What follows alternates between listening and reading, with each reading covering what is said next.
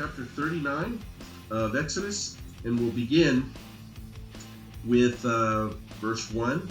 And of the blue and the purple and the scarlet they made cloths of service to do service in the holy place, and made the holy garments for Aaron as the Lord commanded Moses. So I'm going to stop there for just a second. That phrase is in these next two chapters 19 times. It's 10 times in this chapter and then 9 times in the next chapter. And what it is all about is having received the commands from the Lord when he was with him, when Moses was with him up on Mount Sinai, and then actually doing it.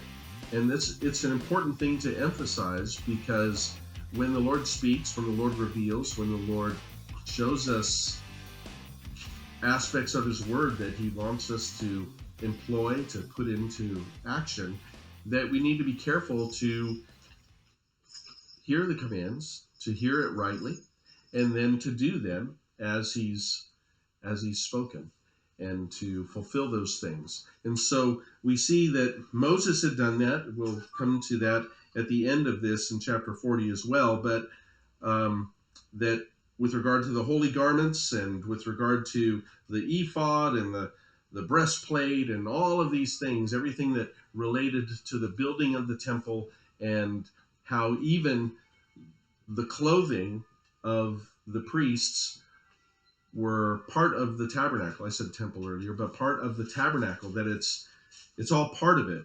You have different people that wear these, but it's all part of the worship and the sacrifice and the fulfilling of what God has created this temple, or in this case tabernacle, for. So and it's pretty awesome. We could even look at it in light of many of us have not had the same pastor all of our life. We've had different pastors, and some pastors have come and then they've died, and then we've had new pastors. And the ministry of God's word, if the pastors are doing what we're supposed to be doing, it's to convey God's word, to teach it, and to communicate those things which are of the Lord. The pastors will change. The ministers will change, but the word of God remains. And even if we, had one person that was ministering to us before, we need to understand that that's part of the ministry in general. Different people will be in different spots in our lives to do that work specifically. And certainly we see that with the apostles and the introduction of the apostles, and then the prophets before, the introductions of the prophets. And like Elijah, we were just looking at that in our men's study, and Elijah was caught up in a whirlwind and Elisha took over. It's a different person, but the ministry of God was still taking place to the people that God was directing Elisha to, and previous to that, Elijah. So as we go through this, we come to verse 2, and it says that he made the ephod of gold, blue, purple, and scarlet, and fine twined linen. And they did beat the gold into thin plates and cut it into wires to work it into the blue and to the purple and the scarlet and of the fine linen with cunning work. So basically they're beating gold into thread. It says wires here. Some of your translations may say thread, but they can't. They're taking pieces of gold and then pounding it into thread, stretching it, pounding it into thread. And what they're doing is they're actually embroidering this in to the linen, along with the blue and the purple and the scarlet thread, and those for that clothing, and specifically for the ephod. It's, I don't know if you would call this coincidental, but that it matches the priest, and the clothing that he wears matches the tabernacle. It's all one set, one ensemble. It's kind of like, you get your clothes out and you try to match your clothes. Here, the priest actually matches the rest of it.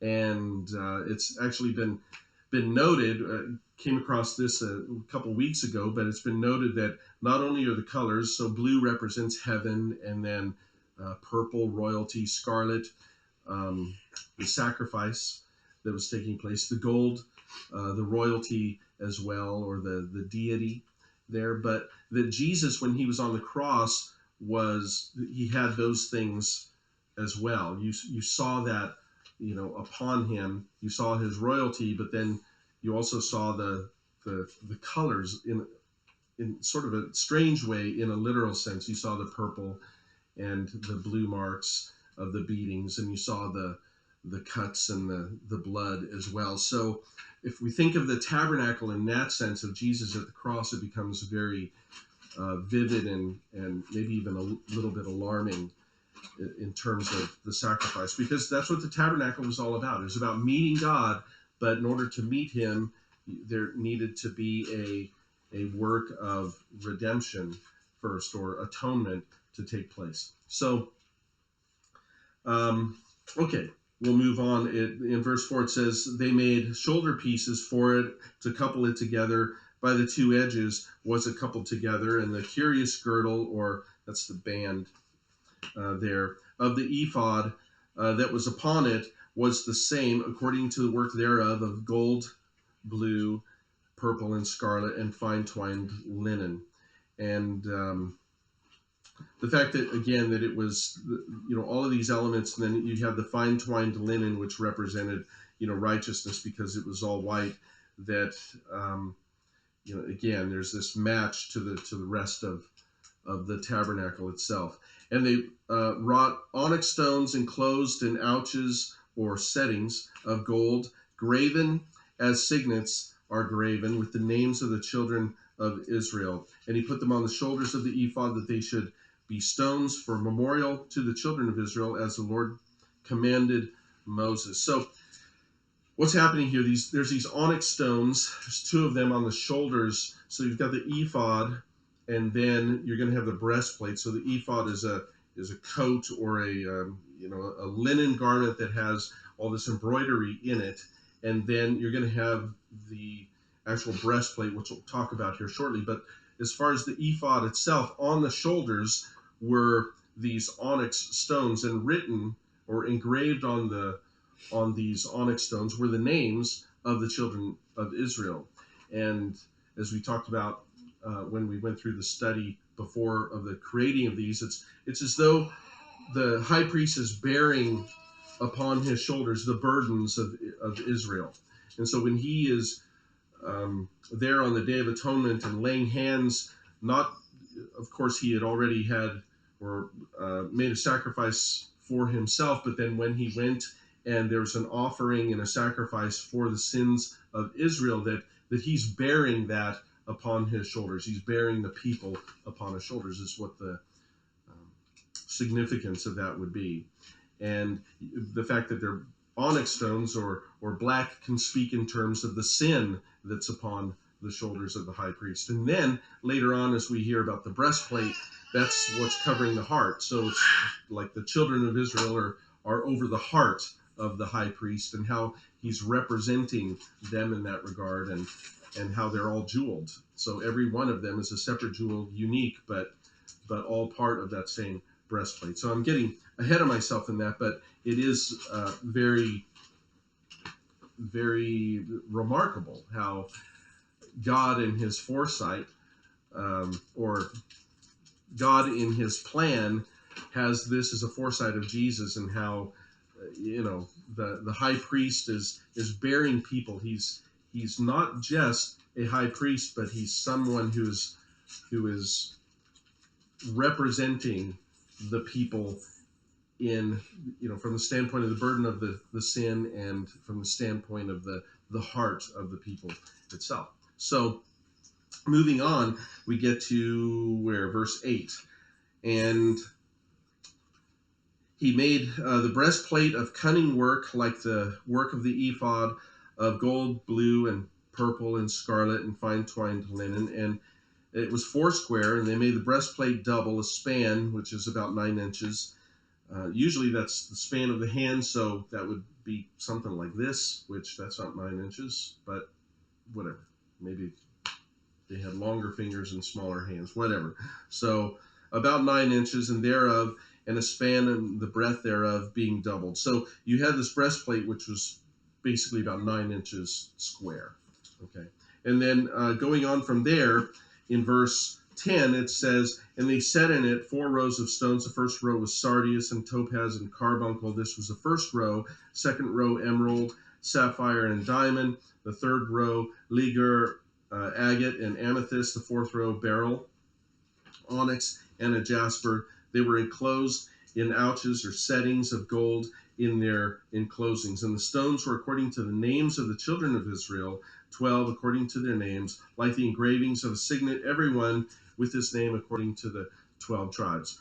So, fascinatingly, this is, I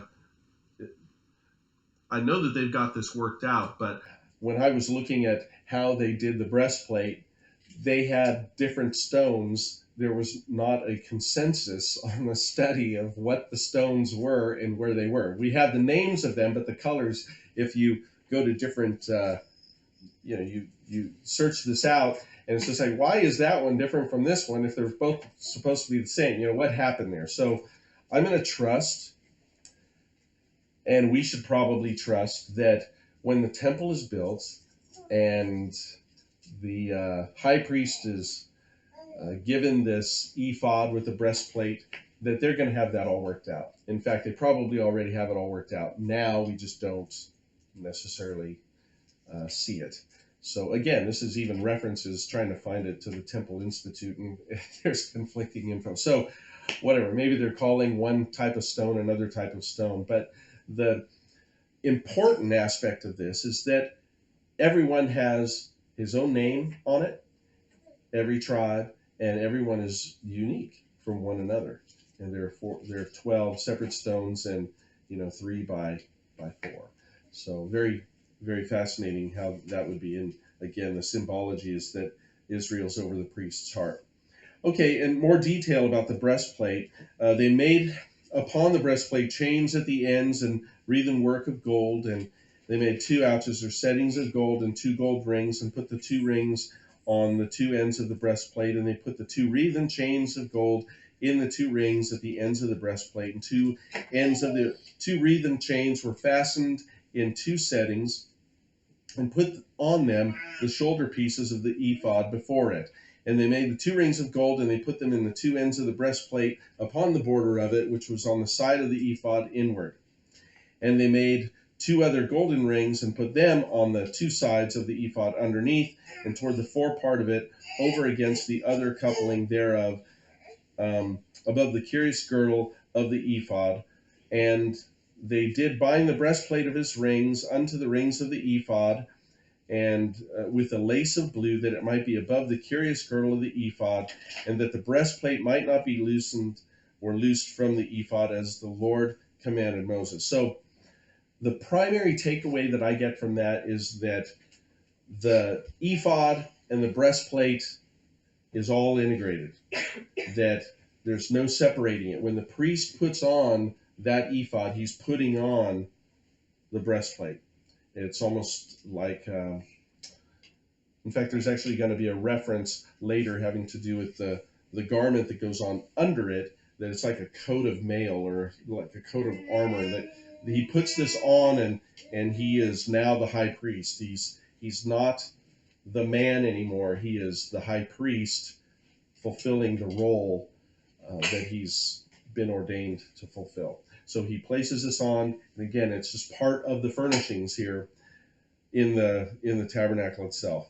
Verse 22 goes on, and he made the robe of an ephod of woven work, all of blue. So this is a little bit interesting. The high priest has white linen on, and then there's a blue robe that he has over him. And then he's going to put this ephod on, which has the 4 colors. If you want to include the gold, that would be 5 colors. So the linen, blue, purple, scarlet, and gold, they're all integrated. So that's all part of the ephod. But so he has like trousers that are on, and then he has a linen undergarment, so to speak, not like a t-shirt, but it's kind of like that. And then he has a blue robe over it, and then so that's what we're talking about here. And this is where there's the reference to the coat of mail. So verse 23, and there was a hole in the midst of the robe as a hole of a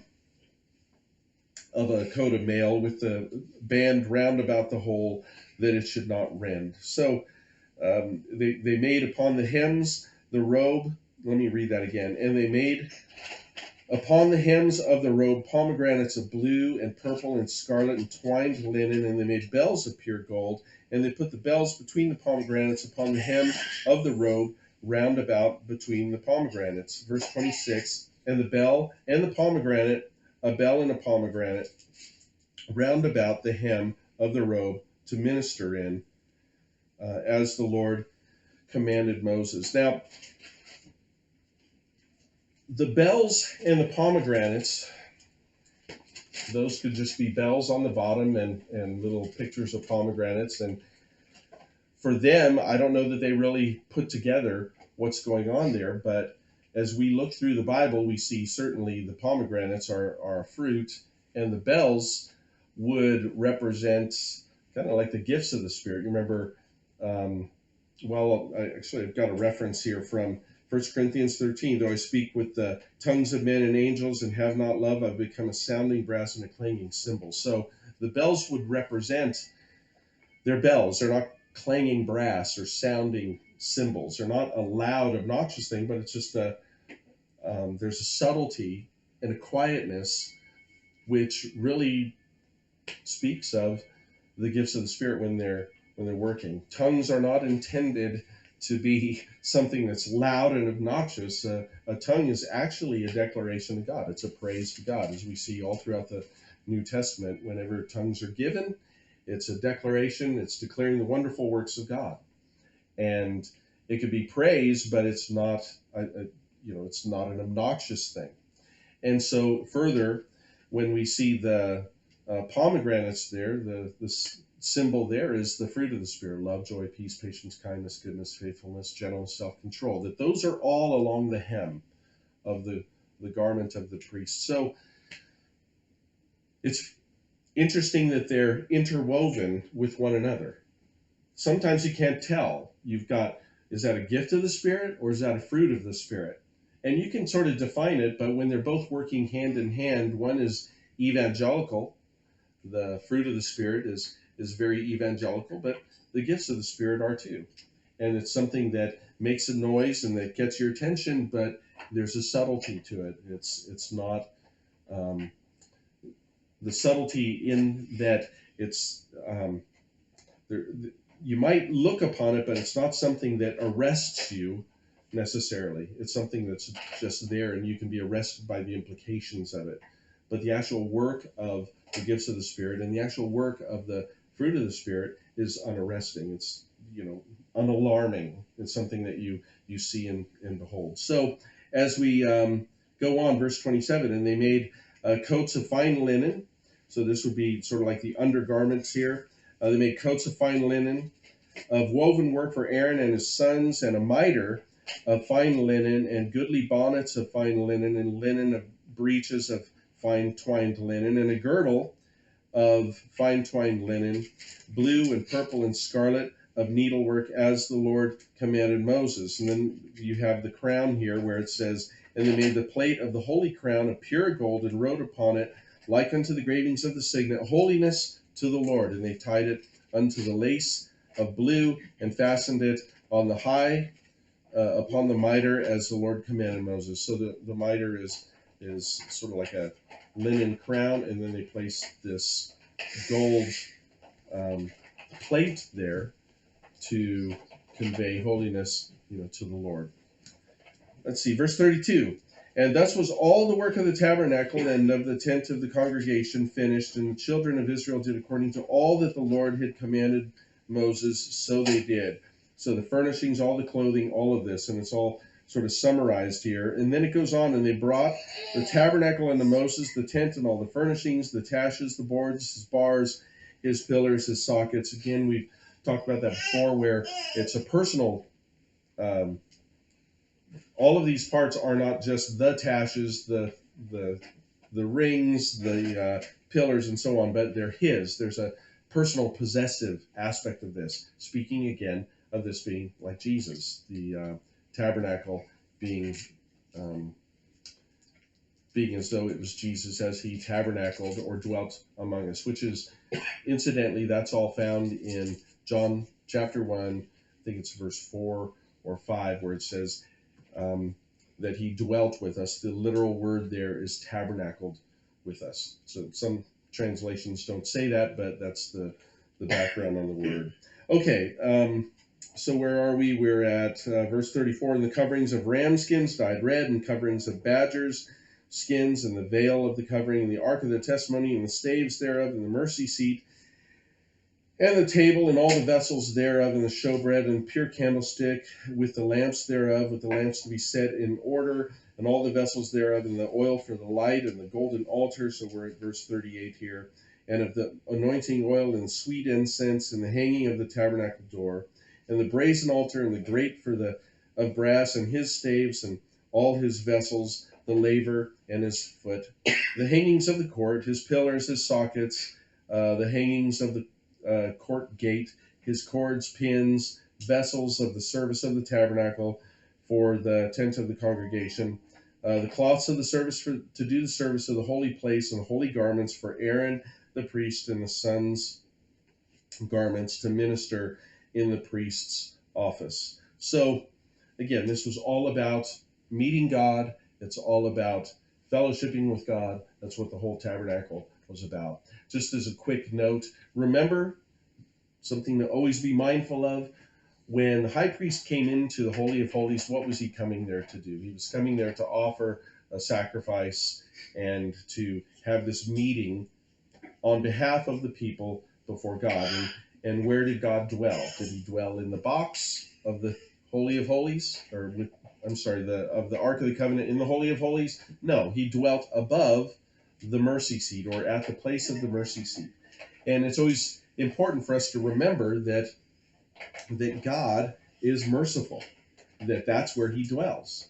And if we're going to be like him, that especially if there are issues requiring reconciliation, it's always a matter of mercy.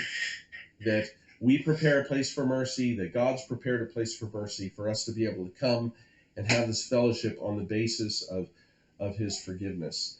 And if we just kind of let that be a part of what we remember about the Lord, the throne of God is not a place where he comes with a pointing finger and tells us what's wrong with us, but it's a place where he has open arms, and there's mercy and there's forgiveness. And that's where he's at. That's where, we enter into through Jesus Christ. And it's awesome.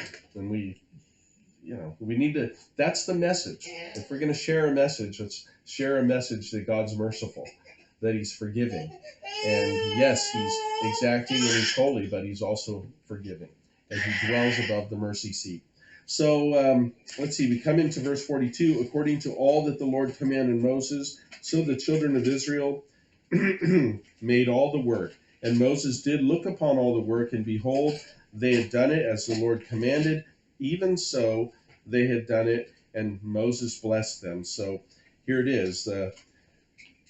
He's looking at the people. He's looking at the craftsmen. He's looking at the tabernacle, and he's saying, you guys have done a great job.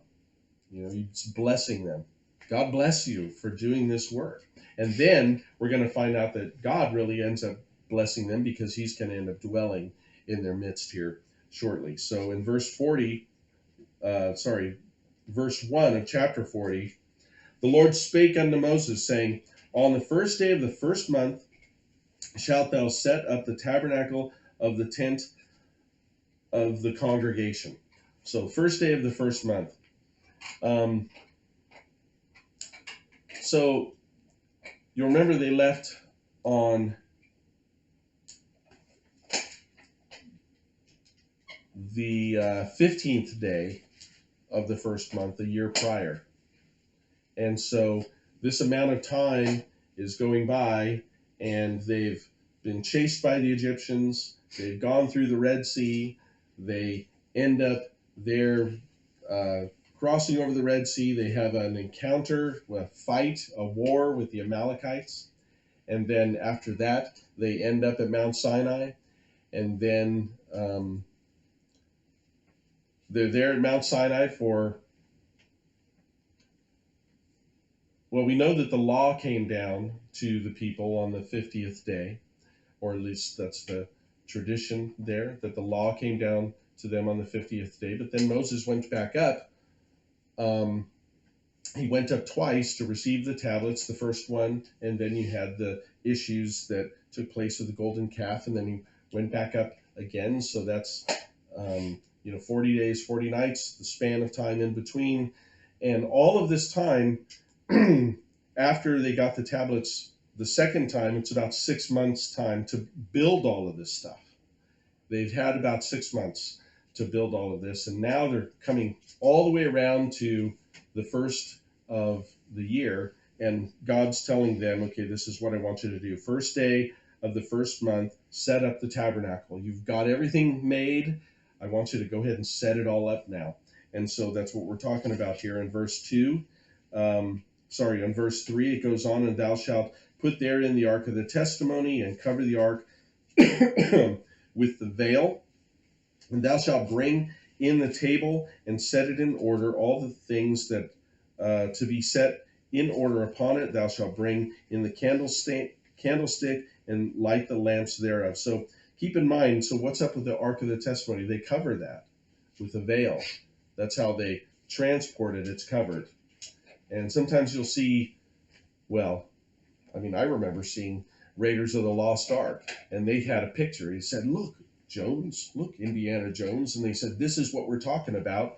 And of course, they showed the Israelites and the Levites carrying the Ark of the Covenant, and it was uncovered. Well, that's not really how they were supposed to cover it. In fact, that's not how they were supposed to carry it. And we'll see that continually. The exception to that would be when the Philistines got it. We don't know if they covered it, but they certainly took it before their god, Dagon, and they had it all out there, and then God shows them that he's more powerful than all of that, and then they get the Ark of the Covenant. The Philistines say, we don't want to have anything to do with this, because they're breaking out in tumors and all sorts of bad stuff going on with them. So they think they've got the weapon, just like in Raiders of the Lost Ark. They think the Germans thought they have the weapon, and it's not how it works. So the point being here is that they cover the ark with the veil. They have the table. They set everything in order, and we'll get into the locations of all of those things and where they are in the in the tabernacle, but they're just putting them in order. Verse 5. I have water there, but I'm not going to drink it, because it'll take too much time. It takes less time to keep coffee. So verse 5, and thou shalt set the altar of gold of the incense before the ark of the testimony, and put the hanging of the door to the tabernacle. So the altar of gold, that's the incense altar that is right there. And again, there's a question: is it inside the ark or inside the holy? Is it inside the Holy of Holies, or is it just on the other side? Where is it? And there's some discussion about that. The point being, of course, that that's one of the first things that they take care of as they're moving out of where the Holy of Holies is. And put the hanging of the door to the tabernacle, and thou shalt set the altar of the burnt offering before the door of the tabernacle of the tent of congregation. So you have two altars, the one of gold, that's the incense altar right before the Holy of Holies. Remember, you've got the two areas. And then you have the brazen altar where the sacrifices are taking place. That's outside of the tabernacle itself. You have this large brazen altar where, like a large grill, basically, but you have this large brazen altar, and then just before you enter into the tabernacle itself, you have the brazen laver, or the bronze laver where they washed, and so on. So let's see. All right, verse 7. And thou shalt set the laver between the tent and the congregation. You shall set the laver between the tent of the congregation and the altar, and put water therein. I'm just going to read a little slower so I'm not making as many mistakes. And thou shalt set up the court round about, and hang up the hanging at the court gate. And thou shalt take the anointing oil, and anoint the tabernacle, and all that is therein, and shalt hallow it, and all the vessels thereof. It shall be holy. And thou shalt anoint the altar of the burnt offering, and all of its vessels, and sanctify the altar, and it shall be an altar most holy. And thou shalt anoint the laver and his foot, and sanctify it. So all of these things need to be anointed before they're actually going to be used. All of it. So that's what they're doing. That's what the priest is needing to do.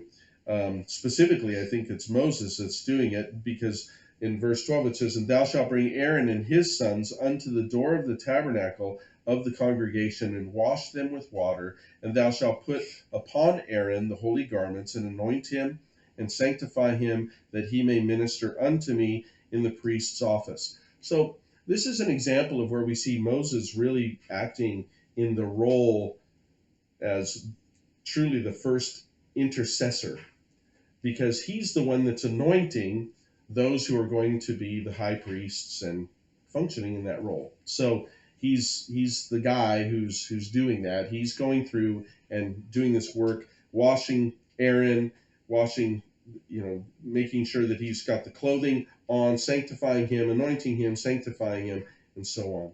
Verse 14, And thou shalt bring his sons, and clothe them with coats, and thou shalt anoint them as thou didst their father, that they may minister unto me in the priest's office. For the anointing there shall surely be an everlasting priesthood throughout their generations. And again, this is the idea of the succession of priests and so on. You've got the clothing is the same, the priests change. Okay. All right. Verse 16, Thus did Moses according to all that the Lord had commanded him, so did he. Verse 17, And it came to pass in the first month of the second year, on the first day of the month, that the tabernacle was reared up. And Moses reared up the tabernacle, fastened his sockets, set up the boards thereof, and put in the bars thereof, and reared up his pillars. And he spread abroad the tent over the tabernacle, and put the coverings of the tent above it, as the Lord commanded Moses. So we're talking about, he set up the boards. You remember they had the silver sockets, and the boards themselves, they're all going on around, circling or creating the tabernacle itself. And then there's the divide that takes place because of the curtains. But he's doing all of this. First thing, though, they've got to put the first curtain over, or the first veil over the top. And they do that, and then they do the next one, and they do the next one, and then the next one, which is what we're reading about here.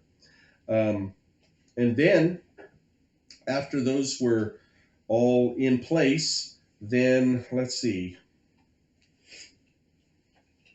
covering of the tent. And he took and put the testimony into the ark, and set the staves on the ark, and put the mercy seat above upon the ark.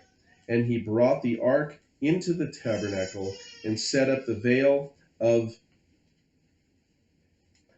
covering, and covered the ark of the testimony, as the Lord commanded him. And he put, so basically the veil, keep in mind that the veil that was torn, if they were to get up and move, that it's that veil that was over the front of the Holy of Holies, that was what was used. They would pull that down, and then they would place that over the top of the Ark of the Covenant, and over the mercy seat. So the veil is already on it. They put this all together, and then they bring it and the veil forward, and then they place the veil up so that they're not in the same room, in the same place with the Ark of the Covenant. That's making sense. Or are we just getting too in the weeds here? A metal cover. Surely, All we saw was a metal cover rather than a veil. They saw the veil laying over the top of the mercy seat and over the Ark of the Covenant itself. So they wouldn't actually see the cherubim, the golden, the mercy seat itself. The veil was on it, and then they would place that into the Holy of Holies, and then they would take the veil from there and then lift it. So, knowing that that was the mercy seat, they knew that they didn't need to be seeing that, and the only one that could see it would be the high priest once a year. Yeah, so. I didn't know it's the veil that covered the Holy of Holies that was on top of the mercy seat. I didn't understand you. I didn't know it was the veil that covered the mercy seat. It was also the veil used to hide away the Holy of Holies. Gotcha. Yeah, and that's what's interesting about it is that when they would take the whole thing down, they would take that veil down and just kind of go forward and cover the the Ark of the Covenant and the mercy seat, so they weren't infringing, because they had to do this. They had to move it when, as we'll see, when the glory of the Lord or the pillar of cloud moved, then they had to go with that. So they had to break all of this down and then be able to transport it. And how were they going to transport it and still be able to see the Ark of the Covenant? No, that was always going to be covered. So, all right. Good point, though. Good. I don't know if that was a question, kind of comment, whatever that was, but good point. Yeah, I was just saying that I forgot that detail. Yeah. So do many of us, most of us, unless we're going through Exodus chapter 40. Okay, and he put the table in the tent of the congregation and upon the side of the tabernacle northward without the veil, or in other words, outside of where the veil is. Okay. So when you walk in, so you enter in from the east, and to the right, you're going to see the table of showbread, and to the left, you're going to see the candlestick. And then straight ahead is where the veil is, and behind that is the Ark of the Covenant. So I don't know, for some reason I have to turn to do this, but nevertheless, okay. And he put the candlestick in the tent of the congregation over against the table on the side of the tabernacle southward. And he lighted the lamps before the Lord as the Lord commanded Moses. And he put the golden altar in the tent of the congregation before the veil, and he burnt sweet incense thereon as the Lord commanded Moses. So again, this is one of those things that, I think it was in Hebrews where it talked about that golden altar being, before the veil, but we don't know, is that before on the interior or on the exterior, but it appears to be obviously in the area that they can continue to, minister and put more incense in. So, as the Lord commanded Moses, and he set up the hanging. So where are we now? We are in verse, 28.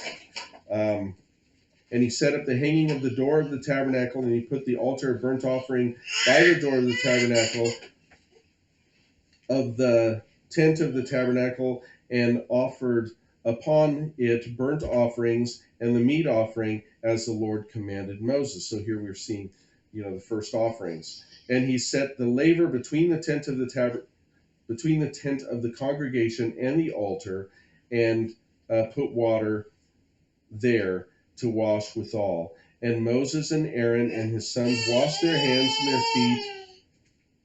feet thereat, when they went into the tent of the congregation.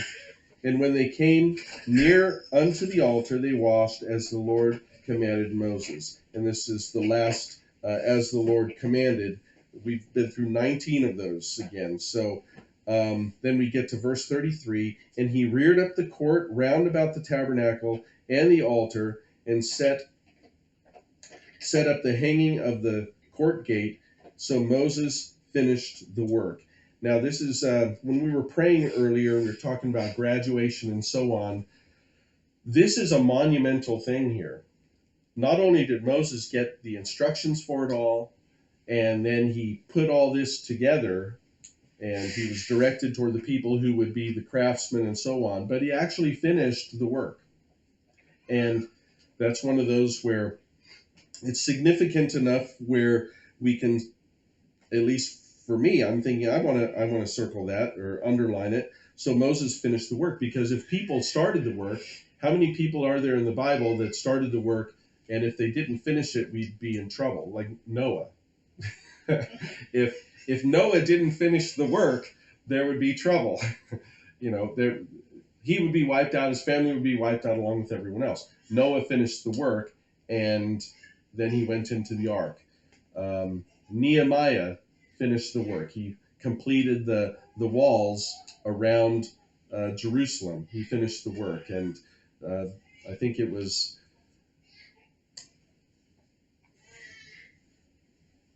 Paul himself said, I fought the good fight. I've finished the race. I've kept the faith. That, he had all this work to do when he was saved on the road to Damascus, that he received the instructions that he was to go to the Gentiles. Back then, he understood that through Ananias that prophecy would be that he would be the ambassador to the Gentiles. And if he didn't finish that work, we'd all be in trouble.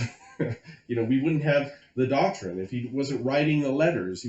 If he wasn't doing it. And then, finally we think about Jesus being at the cross and saying it is finished. That he started the work. He's the author or the beginning and the finisher of our faith as well. And to just think about, we've even probably heard sermons about finishing well. God's begun a good work in you. And we have the promise, he who began a good work in us will be faithful to complete it. But part of that, it's almost like we go with the Lord on this, that we have to do this by faith as he's leading us. He begins the work in us, and we have our part where we believe that we're doing it by faith and trusting in God, but he's also giving us the word and saying, I can do all things through Christ who strengthens me. He's telling us, he's encouraging, I'll be with you, and so on. So the important thing, again, is, first of all, to get started, to begin in the Lord, and to know the promise that if he began the work, he'll finish it. But then to also be mindful that, like Moses, when he received all of this, he still had to do the work to get to the point to say, I'm finished with it, right? So he knew there were things to be done, and he still needed to do them. Same thing has to do with all of our ministries. I think about anybody that's been called to any aspect of ministry. Each one should use whatever gift they've received to serve others, faithfully administering God's grace in its various forms. So that's 1 Peter 4:10. We've received gifts. God's called us to the ministry. The question is, are we really mindful in saying, God, what work do you have for me, and how can I get on board with you to complete this work? And somehow, between the promise of saying if he began it, he'll finish it, and the other side of that, of us understanding, okay, Lord, begin to show me what that work is that you want me to do, and to finish it. Sometimes we're as Christians, we sort of forget it, and we think, what does God have for me to do? And to begin to ask that question and say, okay, now that you're beginning to speak to me, Moses got it at 80 years old. Okay, so it doesn't have to happen early, but it's good to seek the Lord in advance. And even if he doesn't, even if you aren't seeking the Lord in advance, I believe that God will still speak to you. But to be sort of my, message here or encouragement is, let's be on the front end of it and go before the Lord and say, God, show me what my work is. Show me what you want to do through my life and how you want to be glorified in it. So let's see. Verse 34. After the work was finished, verse 34, it says, Then,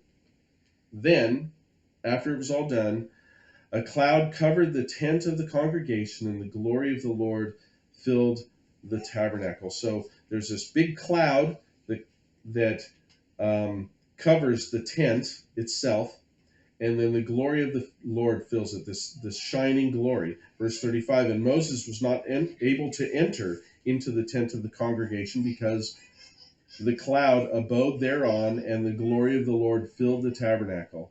And when the cloud was taken up from over the tabernacle, the children of Israel went onward in all their journeys. But if the cloud was not taken up, they journeyed not until the day that it was taken up. Verse 38, last verse. For the cloud of the Lord was upon the tabernacle by day, and fire was on it by night, in the sight of all the house of Israel throughout all their journeys. Now, they had done all this work, and now they see the glory of God upon it. And now it's just a matter of following him. They had done it, and now they're just waiting on him, and in a sense, just resting for what he wants to do. And I think that this is,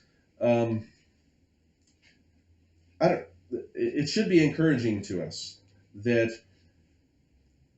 when we're involved in doing for the Lord, working for the Lord, that he will, the greatest, the greatest compensation, I guess, is to see that the Lord is in it and the Lord blesses it.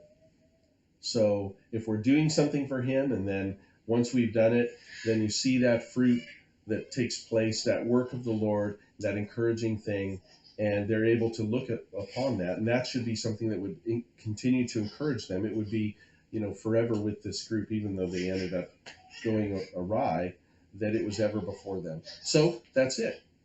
That we come to that place and we say, God, I want to follow you.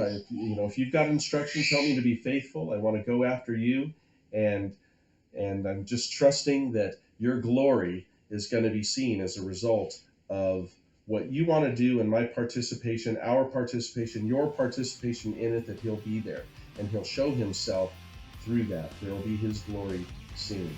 And as we talked about his glory before, I think it was in Exodus 34, it was talking about how he's faithful and loving, and he's forgiving, mercy to the 1,000th generation, and so on. That he's just a blessing unto us, and for us to just know that's what my end is blessings and his glory. So we can close in prayer. Jesus, thank you for this time, and we bless you, and we thank you.